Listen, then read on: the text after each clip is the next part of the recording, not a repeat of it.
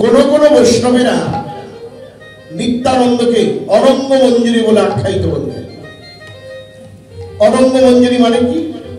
মানে কিছুটা মধুর রস নিত্যানন্দের মধ্যে রয়েছে, তবে কিছুটা মধুর রস যদি নিত্যানন্দের মধ্যে থাকেন তাতেও নিতাই গৌর সমান হয় না। কারণ আমার গৌরের মধ্যে যে পরিপূর্ণ মধুর রস, সেই পূর্ণাঙ্গ মধুর রস যদি আমার নিত্যানন্দের মধ্যে প্রবেশ করানো যায় তাহলে হবে নিতাই গৌর সমান। তাহলে সেই নিত্যানন্দের মধ্যে কি করে মধুর রস ঢুকলো আসলে আমরা দেখিনি।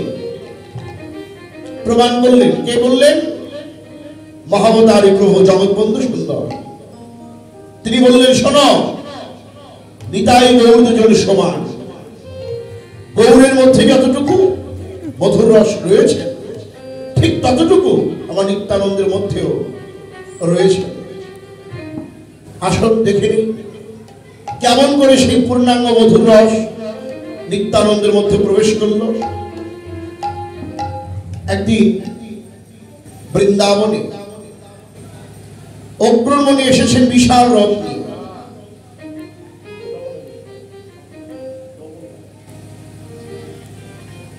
বৃন্দাবনের ব্রজগোপীরা বলা বলি করছেন আমাদের বৃন্দাবনে এত বড় রথ আগে তো কখনো দেখিনি।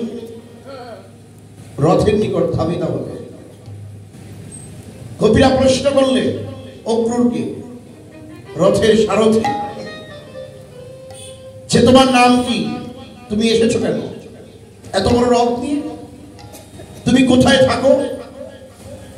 সে অক্রূর মণি প্রশ্নের উত্তর দিচ্ছে আমি থাকি মথুরায়, এসেছি তোমাদের বৃন্দাবনে তোমাদের প্রাণের প্রাণ কৃষ্ণধনকে বৃন্দাবন থেকে মথুরায় নিয়ে যাবে। কেন? কংস মহারাজ মল্ল যুদ্ধের আয়োজন করেছেন, সেই যুদ্ধে অংশগ্রহণ করেছেন কানাই বলাই দুই ভাই, তাই নেওয়ার জন্য এসেছে। বৃন্দাবনে গোপীরা বলল হারে অক্রূর, তোমার নামটা ভালো অক্রূর, কিন্তু স্বভাবটা তোমার বড় ক্রূর সম্পন্ন স্বভাব।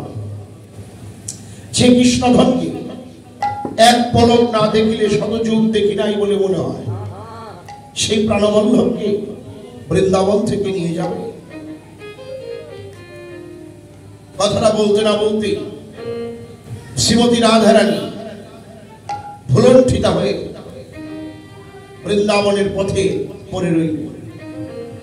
আর সে অক্রূর মণিকে বলল অক্রূর, কৃষ্ণধন যদি নিয়ে যেতে হয় ব্রজের পথে দেহ বিছিয়ে দিলাম, তুমি আমার এই বক্ষের উপর দিয়ে তোমার রথের চাকা চালিয়ে নিয়ে যাবে।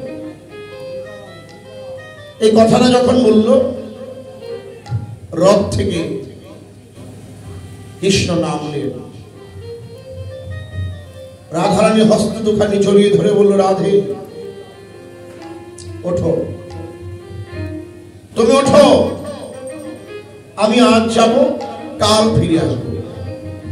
কাল কাল বলে এই যে কত কাল গেল, সেই কালেরা কাল হলো না। কৃষ্ণহারা বেদনায় শ্রীমতী রাধারানী সখীদের কণ্ঠ জড়িয়ে ধরে বলল সখীরে, আমার মন বলছে আমি আর বেশি দিন বাঁচবো না। যদি আমি মরে যাই, বন্ধু যদি আসে আবার এই বৃন্দাবনে, তাকে তেমন আদর কে করিবে? সখীরে মরিব মরিব সখী, নিশ্চয় মরিব, কান হেন কোন নিধি আমি কারে দিয়া যাব, কারে দিয়া যাব। মনে পড়ে গেল চন্দ্রাবলীর কথা। চন্দ্রাবলী বিপক্ষা সখী, কৃষ্ণকে নিয়ে এই চন্দ্রাবলী এবং রাধার মধ্যে একটা দ্বন্দ্ব ছিল। ভাবলেন আর দ্বন্দ্ব নয়, মরার কালে আমি আমার প্রাণবল্লভকে সেই চন্দ্রাবলীর কাছে রেখে যাব। চন্দ্রা তুই আমার কাছে আ, তোর কাছে আমি প্রাণবল্লভ গোবিন্দ ধন দিয়ে যায়। চন্দ্রাবলী বলেন, তুই তো নিজেই গোবিন্দ হারা, তুই তো নিজেই গোবিন্দ হারা, তুই আমার গোবিন্দ কি করে দিবি রে? কে বলেছে আমি গোবিন্দ হারা? গোবিন্দ যে আমার প্রাণ, নাম নামে অভেদ, যেই নাম সেই কৃষ্ণ ভজনিষ্ঠা করি, নামেরও সহিতে আছেন আপনি শ্রী হরি। আপনি আপনি সখীরে, তোকে যদি আমি সাক্ষাৎ গোবিন্দ ধন দিতে নাও পারি, ওরে চন্দ্রাবলী তোকে নাম রূপে কৃষ্ণ ধন দিয়ে যাব।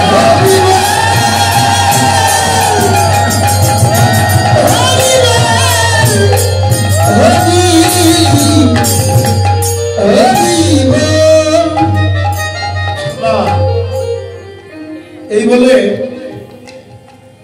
রাধারানী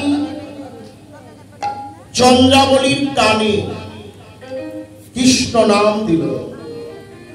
নামদান রাজ্যে প্রথম গুরু শ্রীমতী রাধারানী, নামদান রাজ্যে প্রথম গুরু শ্রীমতী রাধারানী, গ্রহণ রাজ্যে শিষ্যা হলেন চন্দ্রাবলী। নাম দিয়েছে। এই যে এতগুলো কথা শুনলেন, এর মূলেই হলো দক্ষিণা। রাধা বলল, আজ থেকে আমি তোর গুরু, দক্ষিণা দিবি না? কি দক্ষিণা? চেয়ে নিল। আমি আর আমার প্রাণবন্ধু গোবিন্দ দুই অঙ্গ এক অঙ্গ হইয়া মধুর রসে পূর্ণ হইয়া যাব নদিয়া। ব্রজের বলরাম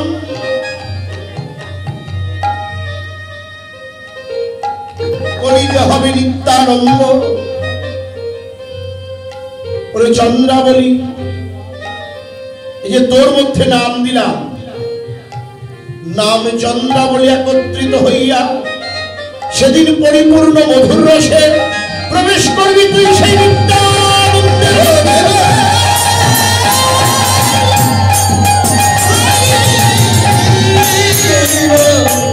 হরি বল হরি বল হরি বল। সেই রাধারানী